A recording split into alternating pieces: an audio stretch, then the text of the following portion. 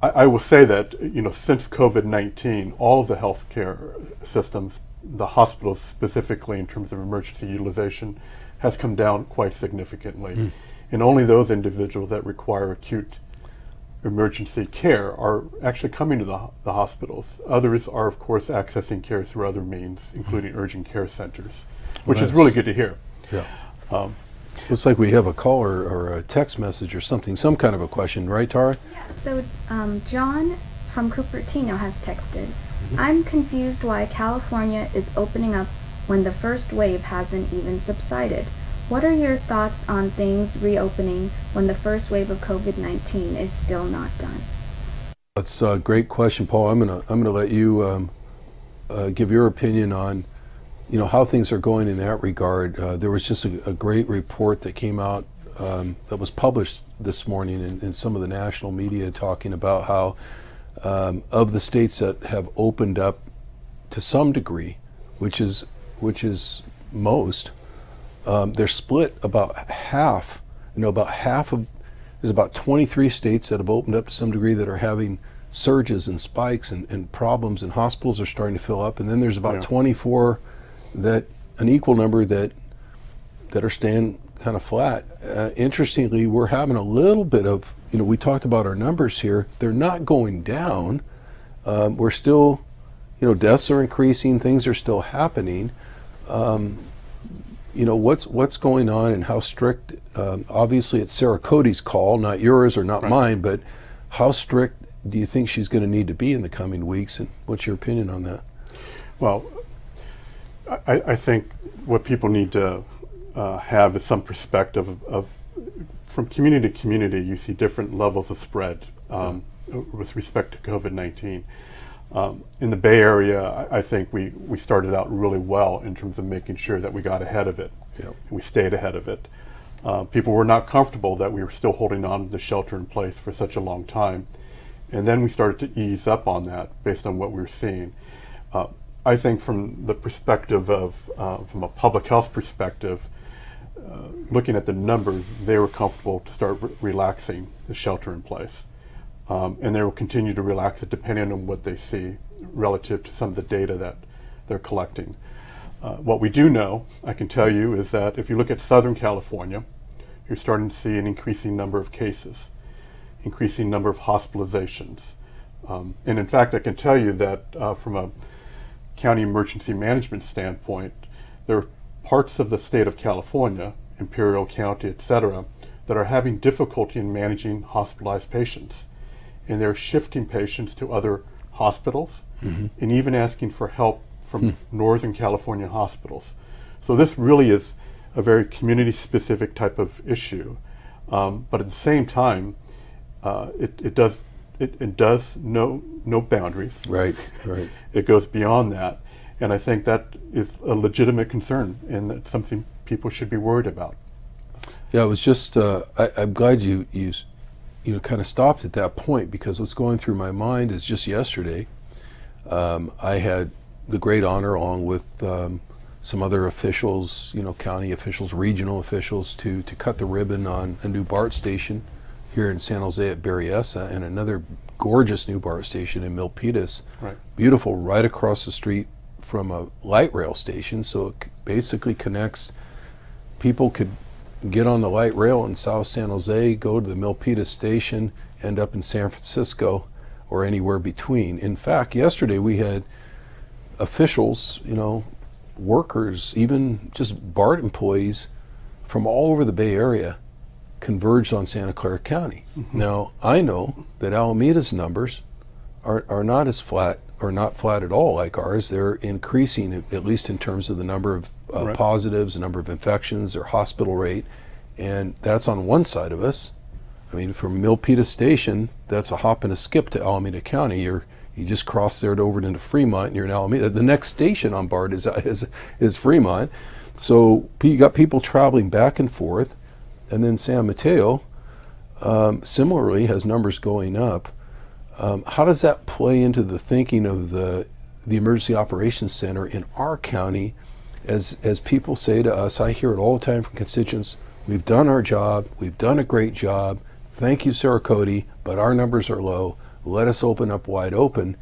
What's the big deal? And I wonder how much concern there is about people moving back and forth across boundaries. There is a deep concern. We're a very transient community in society. We know summertime people are getting a little bit antsy and really wanting to get out and do more. But I think the CDC, the Public Health Department, is once again reminding people, don't let your guard down. Continue to make sure you take the appropriate precautions. And look, it really does come down to individual responsibility. Government, we can put rules and guidelines in place, but it is only as good as the individuals that actually pay attention and take heed of those warnings. I will say that we are watching the numbers very closely in the healthcare community. We're looking at what's going to happen the next 2 weeks relative to hospitalizations, given what we're seeing in the community and what we're observing. And I think you don't have to go far to walk out your front door or drive down a freeway and into a community to realize that it's not as, how can I put it? It's not as comforting as we were maybe 2 weeks ago Sure. in terms of people's attentiveness to this issue. Yep. Yeah. No, I know that people are getting impatient.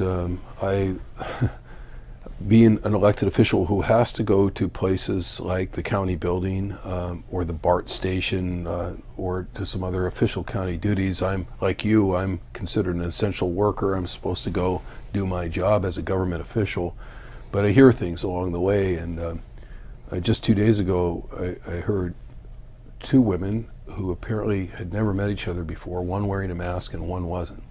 And they were in front of a retail store, and the one with the mask on looked at the other woman and took her mask off. And she said in a very loud voice, she said, "I'm sick of this. I'm taking my mask off like you. I've been doing this long enough. I can't take it anymore." And it shows the power of the ability for people to sort of unvolunteer. There's no way the police or the district attorney or anyone can go around enforcing masks on 2 million people. And if the peer pressure starts to let down, because as you alluded, you're around and you see less people doing it, or protesters not doing it, or police officers not doing it, at some point, does it erode one of the best tools that we have? Talking about studies, I read another study early this morning that said that, and I think the CDC came out with this directive that said our number one tool right now is the mask, that they have studied now long enough the interaction of people in close proximity to be able to determine that where masks were mandated on people with close proximity, even where people were testing positive, they weren't spreading it to somebody right next to them. It's sort of the reverse of contact tracing. They were saying there was interaction, but there's nothing to trace. And the only thing they can attribute that to is the mask at that point. So it's a big deal. It's a big deal for people to try to be patient and continue to comply. That's my opinion. I suspect yours is similar. I would absolutely agree with that. And as we're talking about testing and obviously and the importance of masks, the other comment I think people have been around, what is the county doing around the follow-up when someone tests positive, which is the contact tracing. And that in itself, another public health measure that will hopefully help contain. But if you think about how that works, the contact tracing starts with, index case, and of course the close contacts and those reviews. And as much as the county is doing a phenomenal job in bringing together these contact tracing teams, it's also very important to keep the number of cases low. Yes. So that they're able to manage that contact tracing to the point in which it is effective. And I think it will be a telltale sign over here in the next couple of weeks of whether or not we see a rise in the number of cases and our ability to keep up with the contact tracing necessary to further contain it. Because we're supposed to be in a containment mode right now of COVID-19. And the question is that how well are we going to be able to do that? And it is only as good as our ability to follow the guidance given by the Public Health Department. Well, Paul Lawrence is the CEO of a huge health and hospital system here in the county. I guess you get some responsibility for all these things, everything from testing to contact tracing to making sure your own employees or frontline workers aren't getting sick. We'll talk about that before the hour is over. Tara, did you get another question for us? Yes. Rinky on Facebook asks, what is the plan for allowing Santa Clara County employees to return to work? Her being one of them, she says. Is there a timeline? For county employees to return to work, many of the county employees are essential workers, so they're already working. Let's make that clear. The county has 22,000 employees, and it's a big, at times we're the largest employer. We, as a member of the Board of Supervisors, I can say this, are the largest employer in the county, including our tech companies, our largest tech companies. So it's a big operation that ordinarily has about an $8 billion budget, although budgets are shrinking right now because of lack of tax revenue, because the economy's been shut down for a while. Health and hospital, there's almost all essential employees, and it's almost half of the county's workforce is tied up just in this health and hospital system. People, I assume, like our office, every other department where there are non-essential workers, there are people who are working remotely to some degree. And beyond that, I don't know. I think you could probably answer her question better than I could. Well, I would first start out by saying that, the county and the county executive under his leadership and support from the board really promoted telework. Mm-hmm. And, for those activities and duties that could be done at home, I think we all understand the importance of that. Mm-hmm. It protects the employees, it protects others from further exposure. There's less worry about an employee going to work, having contact with other people, and then coming back home to a family. And we all know that workers are always concerned, particularly in healthcare, about coming back home. Mm-hmm. And further exposing other members, yep. especially members that, may be at risk for some reason or another. So I think the county has done a really good job, and so have many other business in the Silicon Valley to make sure that they promoted telework. The importance of that can't be underestimated and understated. But beyond that, we are an organization that is service-oriented, and in many instances we have to be at a particular facility providing health care. There needs to be support staff to make sure that the facilities are maintained.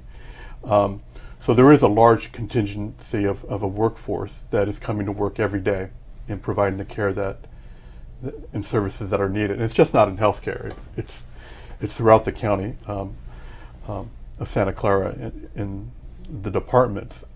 The other thing that I would I'd be remiss in not mentioning is that as we loosen the shelter in place, that doesn't necessarily mean that those individuals have to come back to work. I think it's important to maintain, the telework, right, and find that right balance, because we are all searching for the quote unquote the new norm right. within business, and it's no different in healthcare. Yeah, the county itself, the Board of Supervisors, recently directed the county executive, Dr. Jeff Smith, to try to maximize telecommuting going forward. So in the sense of coming back to the building, I guess the answer is some people may never come back full-time. They may have a 1 day right. in and 4 days by telecommuting, or some kind of a new schedule. That's all still being analyzed, and I'm sure we'll have answers in the next couple of weeks. Tara, you got something else for us? Yeah, so we have a question texted in. I'm also interested to hear what you and the county think about other counties and states opening up and the impact it could have on us. Yeah, we were just talking about that in a couple different ways. One, the jury is still out in terms of the openings, how they are leading to more infections or not. We opened up on June 5th, just 8 days ago. We opened up 13 new activities or employment types of employment, manufacturing, in-house retail, malls, things like that.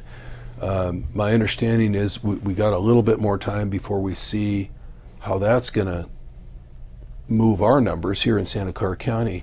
But she seems to be asking also about this issue of people moving around, whether they're flying in and out or taking the BART train in and out.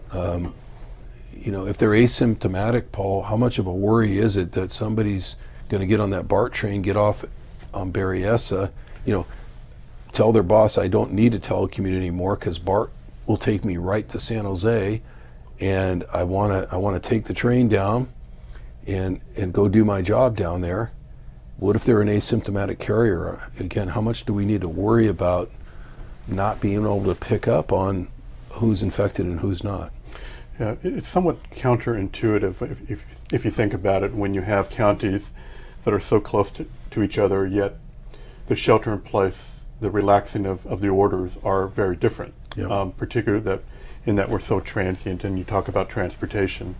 And I would probably say that, and this has been said by the health officer and the county executive, which is why it is so important that we get testing much more available in the community, and why people take advantage of that, particularly those individuals that are in close contact and regular contact with the general public, that they do get tested.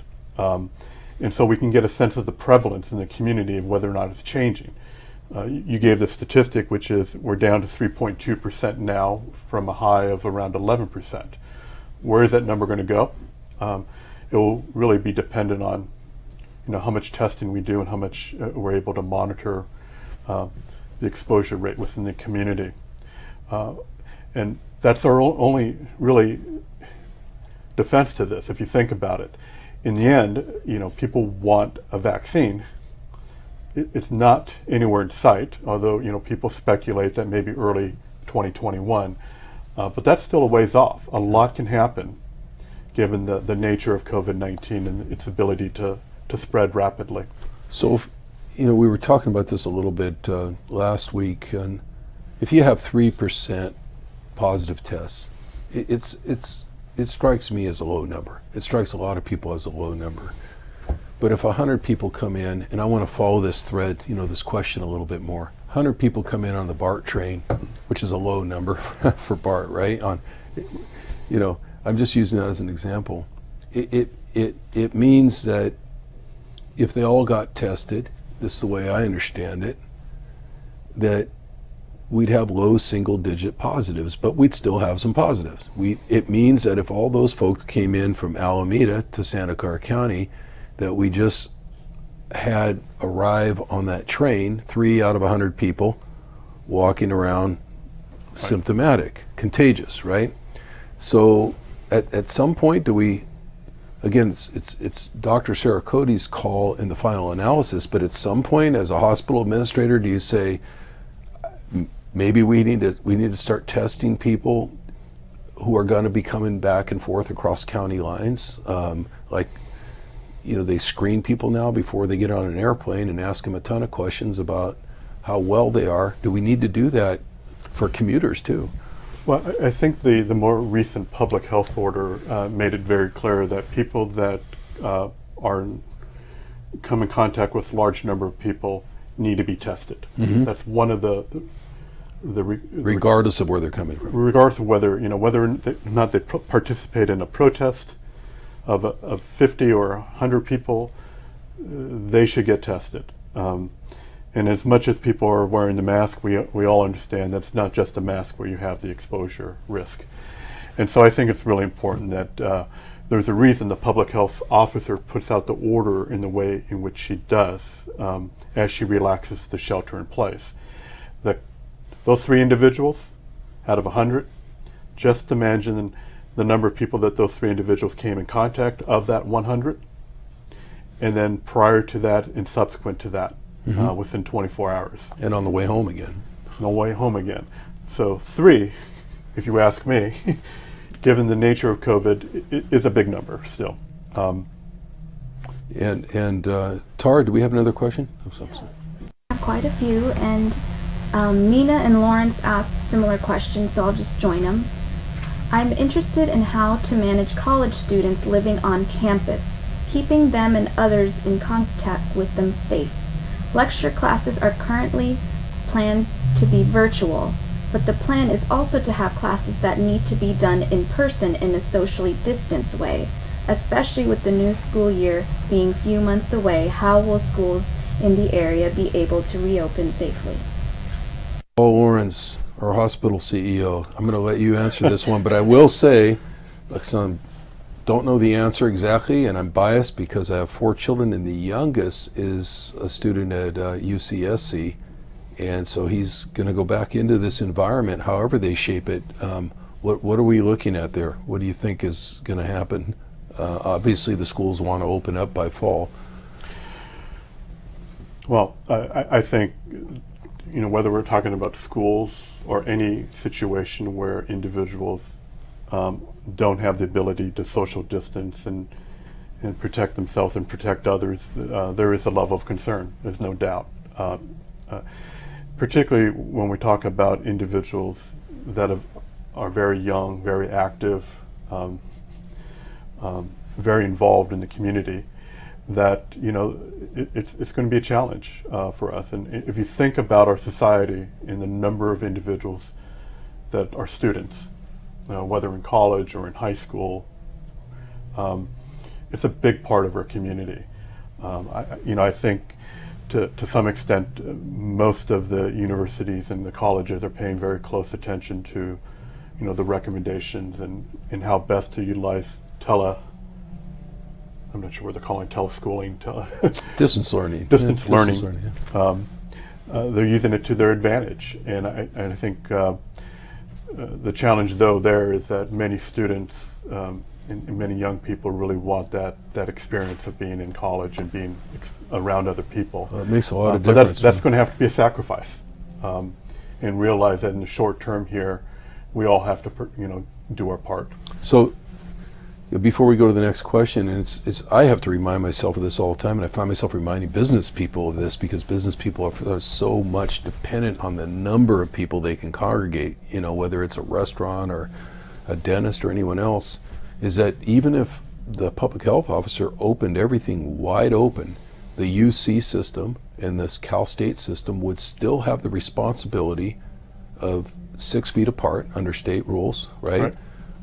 Reduced capacities per square footage, and then they'd still have their own concerns and their own sense of liability. Do we really want to pack students into an auditorium when we, as academia, know that the medicine and the science says if we do that, our students are going to get sick? So I know a lot of pressure on the public health official, but she's not the only one that's sort of regulating all of this, and all over the state these questions are going to be dealt with over the next couple of months.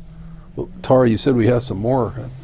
So I'm going to combine a couple again. Juanita asks, what medical assistance is there for people who get COVID-19? And we had a texter ask, do we have enough PPE if we see another uptick?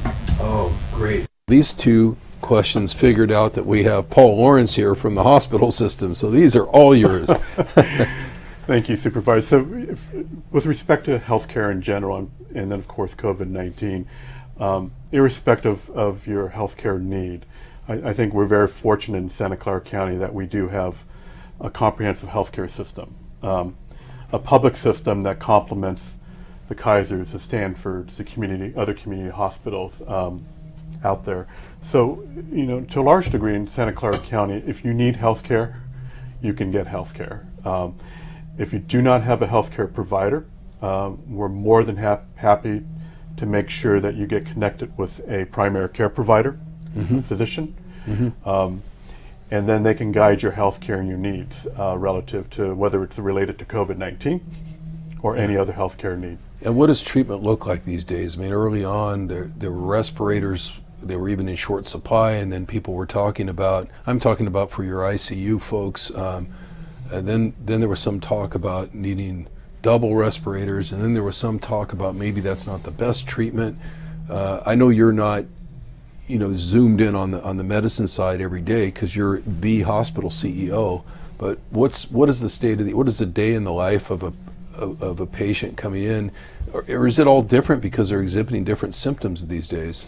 Well, let me kind of answer that in a couple different ways. One, the caller, the texter, asked a question about PPE And medicine. And treatment. Yeah. So from a personal protective equipment standpoint, we have adequate supplies Good. within our county healthcare system and all the hospitals. We work very closely with the County Emergency Operations Center. We update them relative to our 30-day supply of PPE, and we certify that we have enough on hand to make sure that we're able to care for our patients.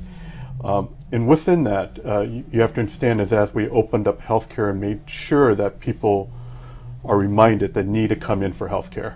They can't put off their healthcare needs. Otherwise, we're going to have other challenges in the community. Right. People with chronic conditions not getting their medication, they need to come in. And so we've been encouraging that. And as we've been encouraging it over the past several weeks, we have seen an increase in the number of patients that are coming to our hospitals.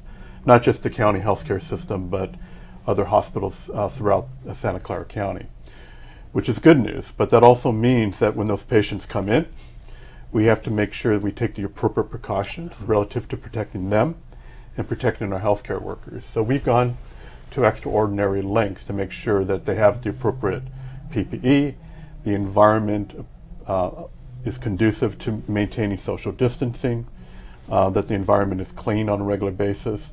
And then on top of it, there are certain types of procedures and cases where we make sure that the individual patient is not exhibiting symptoms, and if they are, we're testing. And we're even testing individuals that are asymptomatic that may be coming in for an elective procedure. So we're not only is the county system making sure that we're taking care of our patients, taking care of our staff, but every other hospital is paying very close attention to that. Yeah, I know you had to have a very high level of scrutiny in terms of protecting nurses and doctors and other frontline workers in the hospital, and you've been successful thus far, but I'm sure that's where the question was coming from in terms of PPEs, and there must be a bunch of other things that you're doing to protect those workers as well. Well, I can tell you, Supervisor, that early on, and I think all you had to do is follow the news, healthcare workers were very concerned about their own personal health and the protection that Yes. their employers were affording them, not only for their own individual health, but many of our healthcare workers go home and take care of others. Yeah. Right? Right. And so to a large degree, we did our best to make sure that we provided the appropriate PPE, we provided the appropriate training and support.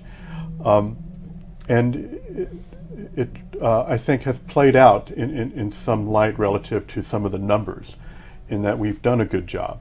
We can always do better, but I think we've done a good job.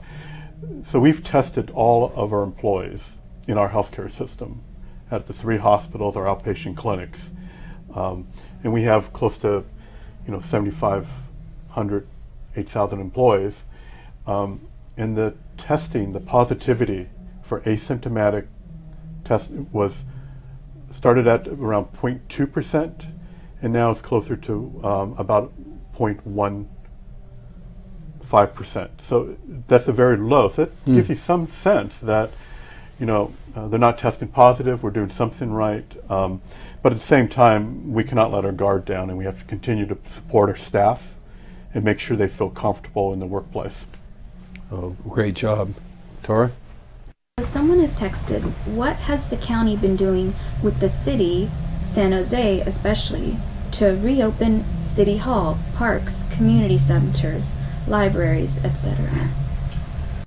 Well, let me take a stab at some part of this question anyway. The county actually has, by and large, kept its park system open, 48,000 acres of parks. There have been some areas or particular specific activities that were shut down for a while. Most of those were opened up last week, and on the county side, and the city has just started to open up places like Elm Rock Park, which is over 700 acres of parkland, in the Elm Rock foothills, surrounded by development. I'm not sure what we're doing directly in terms of trying to urge or encourage the city to open up, San Jose particularly, to open up some of its community centers and things like that at this point. Some of those things in a city that's a little more compact than a rural, outlying area of a county, I think their problem is the same thing that we were talking about with the schools and, in general. If you open up a community center, how good is that going to be if you can only put a few people in? And who do you turn away? And how do you afford all the PPEs and everything that you would need to have a few people, come into a recreational center or a community center for activities? So I think they're struggling with that. We're all struggling with that. But I will say this, you should know that our board president, Cindy Chavez, and one of our other board members, they meet 3 times a week with the Emergency Operations Center folks, right. And they communicate multiple times a week with the mayor of the city of San Jose. So there is coordination going on. There's communication back and forth, and it can probably always be better, but I try to remind people we're in a pandemic. We had a work plan this year at the county that did not include a pandemic, and it would have kept us all very, very busy without a health crisis, and I'm sure they feel that way at the city of San Jose also. And we got declining resources now, right?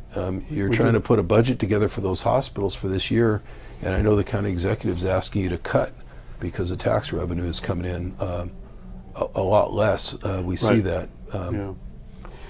There's no doubt that we see businesses struggling, hospitals and the healthcare systems out there, even community health providers, physician offices are struggling. And it's really important that we understand that in the end, if we don't have healthcare for a community, especially in a health crisis, particularly in a health crisis, then we have bigger challenges that we're going to have to deal with. I think the federal government has done somewhat of a good job in getting dollars to where they need to be to support hospitals. Clearly, we can always do better there, and they can do better in working with us. But the bottom line is that as a county, we've received some of that funding, and that will help us get us through the current year. Where we will be next year, there's a lot of variables there, but it's important to understand that things are constricting in terms of resources, and we have to find better ways of providing health care and be more efficient.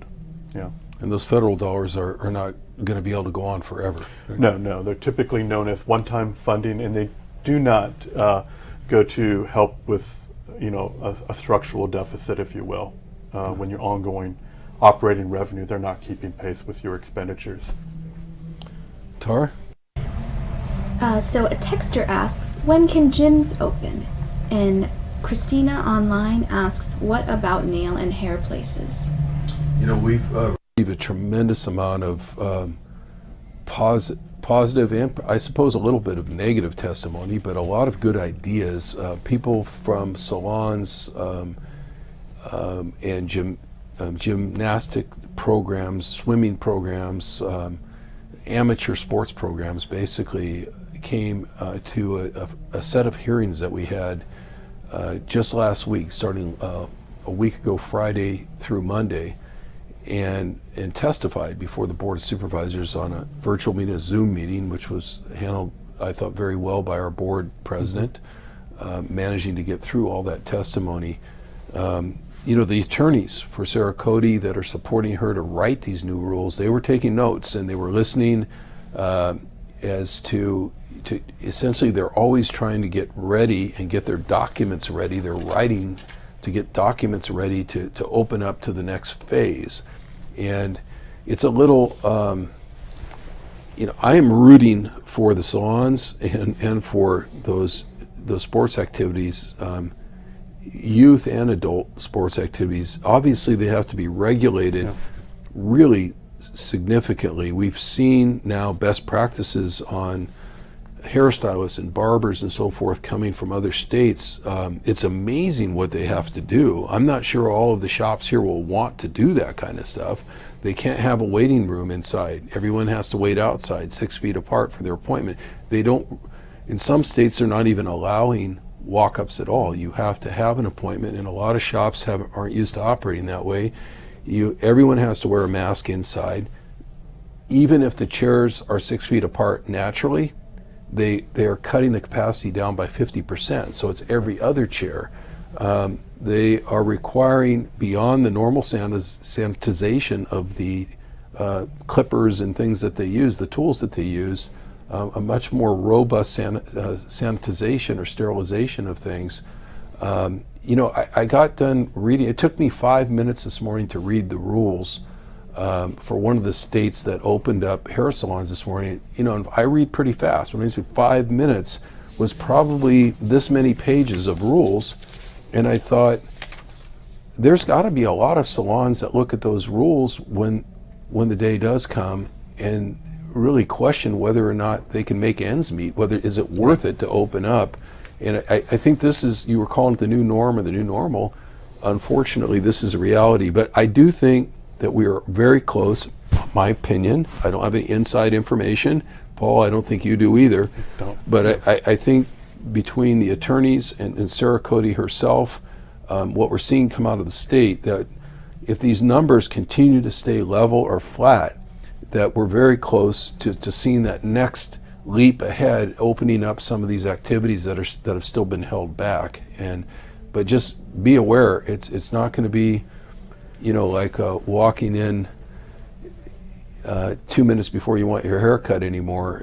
The rules are going to be a lot different. And I want to say I am personally very grateful to the small business owners out there in both of those areas for working as hard as they have been to get us their best ideas on how to make things work. I mean, some of the very best ideas all along have been coming from the business community. They've been telling us, we know our businesses, we know what we're capable of doing.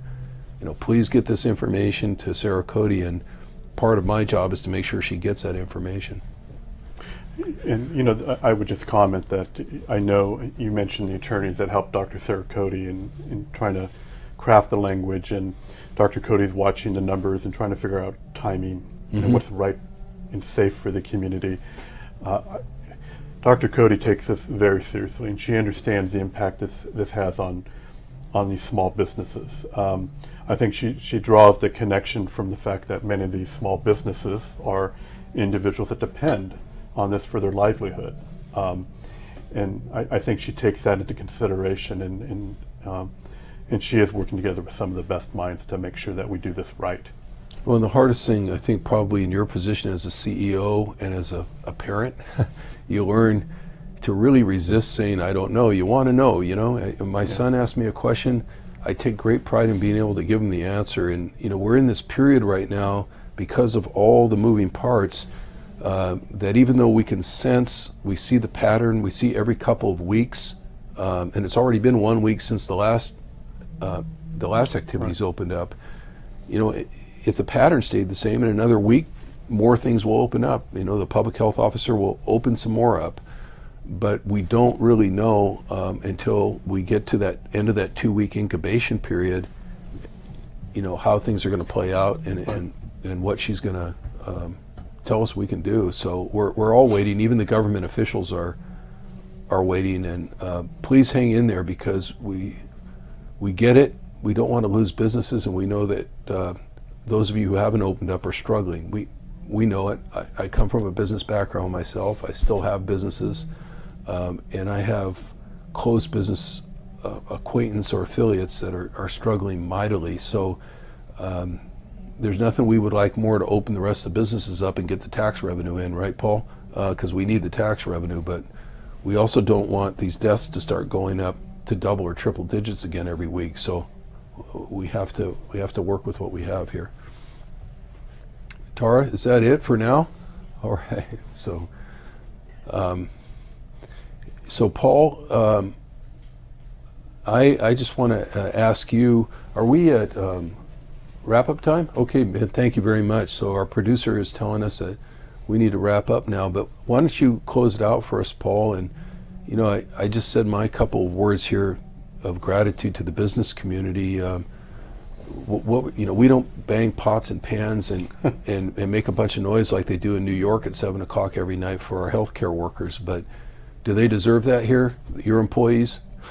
Well, I think not only do our healthcare workers, not just the doctors and nurses and the support staff, but I have to say that it's just not about the healthcare community. I think we know that it's about our entire community, and our staff know that.